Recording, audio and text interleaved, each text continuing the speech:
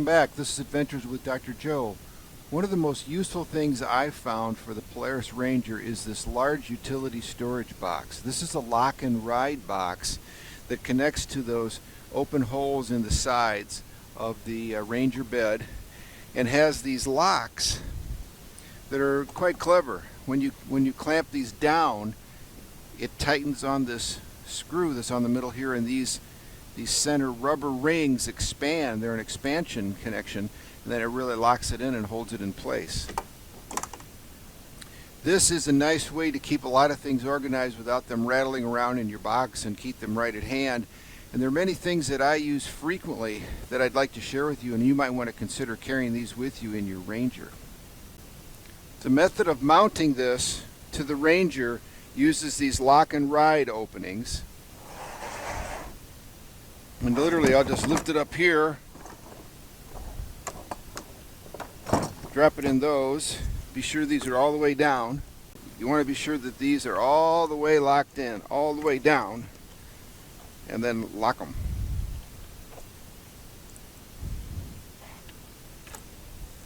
And this is stable and is not going to go anywhere. I'd like to share with you some of the things that I found to be useful to carry around in my box. The first thing is, if we have a flat tire or a really low tire, having a small air compressor is very helpful.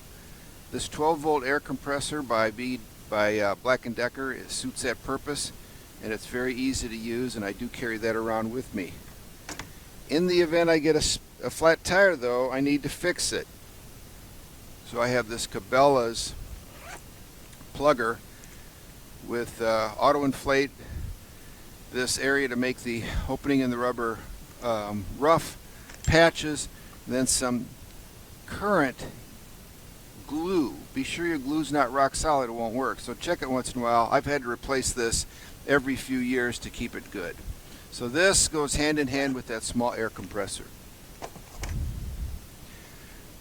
The next thing we should consider is some recovery devices or some recovery tools.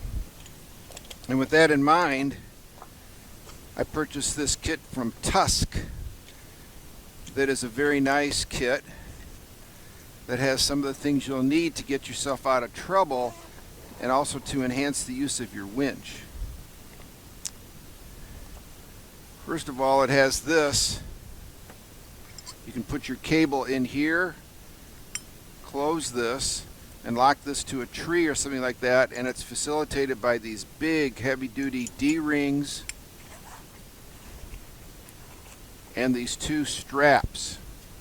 One relatively short, this one in here really long that can go around a tree, so that'll allow you to hook up, connect to a tree, and then you've got this mechanical advantage with the loop going through this recovery turnbuckle going back to your vehicle.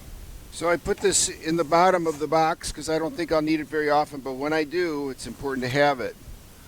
I also have an extra strap, which is very useful. We keep that in the same area.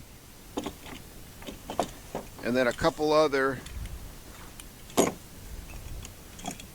block and tackle that can be separated in the event we want to do a little more complex recovery for yourself or perhaps another vehicle that you're riding with. So those go down at the bottom also. They're rarely used. If we can't start our engine, some jumper cables would be very useful. These are inexpensive. I have used these once, and I keep those also down at the bottom. Not going to use them very often, but when you need them, they're very important. So I frequently carry a chainsaw in the Ranger, and because of that I need something to keep me going with that.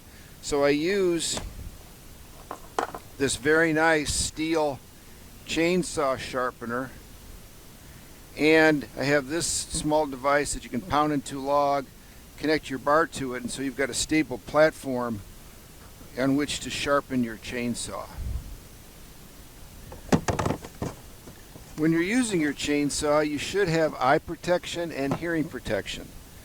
So I do have two pairs of headphones, one for myself, one for my passenger, and a pair of really heavy-duty, nice, strong gloves.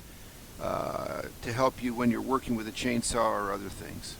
I do carry some bug repellent because we've got chiggers and ticks here, and I know you may as well. Something to keep in mind. It's just easy to keep right in here with you. A hammer is useful more times than you'll imagine.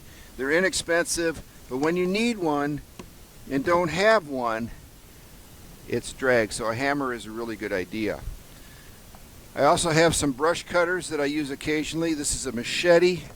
This is a Woodman's Pal by Gerber. Similar concepts. I keep the blades nice and sharp. If this gets wet, I check it to be sure it hasn't rusted it. If it has, I tune it up.